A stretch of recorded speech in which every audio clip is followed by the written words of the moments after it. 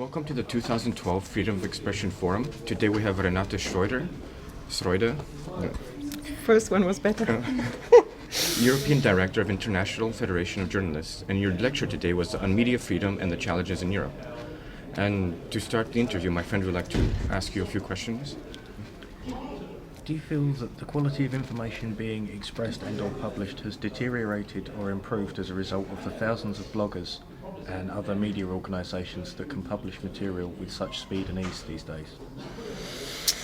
That's not an easy question, and to be honest, I haven't really analyzed that, but I think the whole social media blogging sphere has definitely given much added value to journalism, but there is a danger. Well, I'm not sure if I understand your question, because there's blogging, there's online media. Blogging is not journalism. The question is if blogging has helped journalists in their work to get more information, or...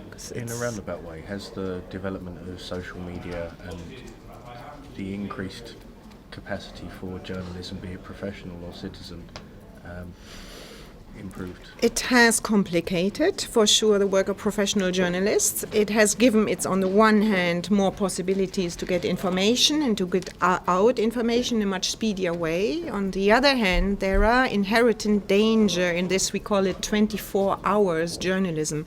Journalism now are forced to write immediately what's happening. We had that yesterday. It's the producing and not the product that matters. And of course, there's a danger. When you come down to professional journalism, one of the old-fashioned tools are you have to check your facts. You have to look for the truth, you have to be accurate, and you have to check and control. And how can you do that if you're supposed to put down immediately what's there? And there, this sort of competition of the bloggers, I don't know if it's a competition, but citizen journalists can be a competition to professional journalists. And journalists are being asked more and more to work like citizen journalists, though they have another task. And there is a danger to it, I would say. Have you ever come into a situation in which your personal ethics have come into conflict with the interests of your directors or even other interests? I think you're not putting the right question to me, because I'm working for the International Federation of Journalists. I'm not a journalist myself. I'm not dealing with directors, so I don't think I can talk about journalists who have this problem, but I'm not a journalist. I understand, but in a more broad sense of your ethics, coming into conflict with those that you're working with? Many of our members have more and more problems with that they are asked to do things they wouldn't like to do. There is, even though officially still there is a separation between editorial content and advertisement, it is clear, and that's what I hear from many, that the advertisers are putting more and more pressure on the editorial teams. And that is a problem. For myself personally, I think I'm in the lucky position that I haven't had this problem. In May 2009, the IFJ issued a press release criticising the EU Commission's self-serving attitude towards media and attributed this to the faltering economy and the consequential social unease. Has the treatment of journalists improved since then? And if not, do you believe that it will improve when the economy stabilises? That is a good question, because we are in a very special time. We have a financial crisis, we have economical crisis, but the media crisis was already prior there. There was a media crisis prior to this crisis. There was a digital revolution, so many things are coming. And unfortunately, it seems to us that many media employers, many publishers don't really know themselves where it is going. We have, also in Germany, we have many media companies that do very good profit. And they take advantage of the general situation in terms of cutting editorial stuff. And we think there's time to change that, but it's also time to find new business models, because we know that in the long run it will be more difficult to get advertisement in online media, and there we are still waiting for responses. So it's too early to say it's getting better or worse. Can you comment on what kind of new business models would make this work? in your opinion? Well, that's a good question because it's a difficult question, and there have been discussions also finding, I think that's also coming partly from the States, to have foundations. So that would sort of change journalism, have foundations, public money, helping media, because of course there is a public interest in media. Public service broadcasting is getting public spending, but there are also specific criteria. And there's always a danger, as you know, in terms of public money. But most European countries have here and there some sort of subsidies to the press, specifically to print media, which is really at risk. And I think the discussion to have it in open space is very important, to put specific criteria on, when there is any kind of public subsidies, under what conditions. There are specific funds for investigative journalism, which should help investigative reporters, also freelance reporters, to be able to follow specific projects. So there are many possibilities, many interesting possibilities, but actually we're still at the very beginning of the whole discussion. Do you see a role that cultural diplomacy can play in all this? If any?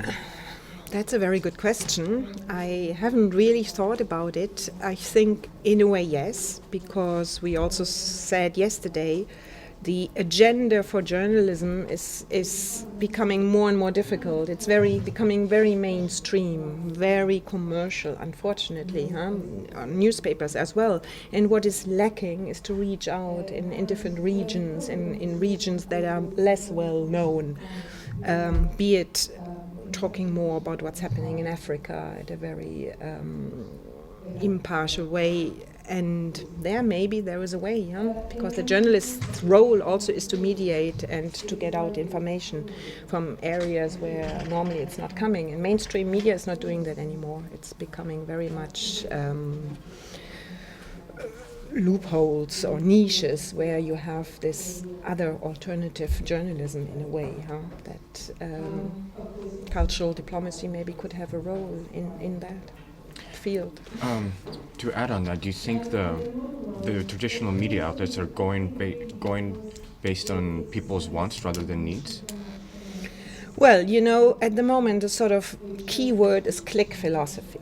And that's in a way a very frustrating philosophy for many journalists, also many freelance journalists, because the more clicks you get, the more the advertisers are interested, the potential donors. And so journalists are supposed to write what is being liked most, and this has this pull effect, and I think this is very dangerous. And for that we still need public service broadcasting, because they have a public remit, they have a mission to report about all different groups within society, including minorities and what have you. And if we don't keep that, I think there is a big danger for democracy and society. To add on democracy and society, the International Federation of Journalists recently drew attention to the fact that the Greek police prevented journalists from communicating with German journalists at a demonstration in Athens. Do you think the government's attempts to contain a volatile situation is outweighed by the promotion of ideal of a completely free and transparent media network? We do see that there is a tendency more and more to prevent journalists, even if it's just at demonstrations, to be there, to show conflicts, to also, especially for our press photographers, we have had many campaigns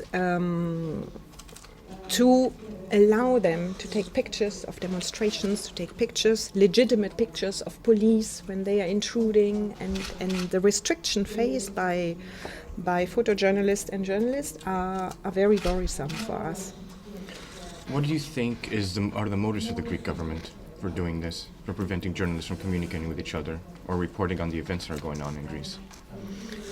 Well, Greece is under an incredibly financial crisis, but not only financial crisis in general, and they may be afraid that Greek journalists tell German journalists things they don't want to be told. I know that our Greek journalists are not happy also with the Greek government, with the politicians. In their view, they're not doing what they're supposed to do. There's still many, but that's another field. Mm-hmm. And I can imagine, given already the extreme difficulty of the situation, that they don't want that. But I also have to say, some of Greek media has not been very helpful. No. at all. So it's a different side. As part of a deal with Troika, the Greek government had to include fascists within the government as part of the coalition. How is that a threat to the freedom of expression or even to the rights of journalists? To be honest, I haven't heard about any specific comments on that from our Greek members. So if I would talk, I wouldn't talk out of facts. So I don't really want to mention that. I just know that for the journalists in Greece, the situation is becoming incredibly difficult. Being dismissed at a large scale makes their work very, very difficult. You mentioned in your lecture that journalists should not be activists. Can you explain what it means by activism? Well, first of all, because there was a question also in terms of journalists becoming politicians, and sometimes journalists are being asked to change the world, and this is not the role of journalists. Professional journalists are there to make citizens and the public know, to try to explain the incredibly complex situation the world is in, but it's not, and maybe indirectly make people think and act, but it's not the role of journalists to be activists. And I don't know what you mean by activists. It was not, I didn't use the word first of all, but I want to distinguish any political role of journalists, because sometimes this is also used by the police or others. Journalists are there to do their profession, to write independently and to look for the truth, and I think that should remain So there. can I ask you to comment on, although he wasn't really a journalist, he did publish in a lot of newspapers. That was Mark Twain, who was an activist against, or even fought against racism, writer. even the Mexican-American War, and about a lot of injustices. So how would you compare him and his ideas to modern journalism?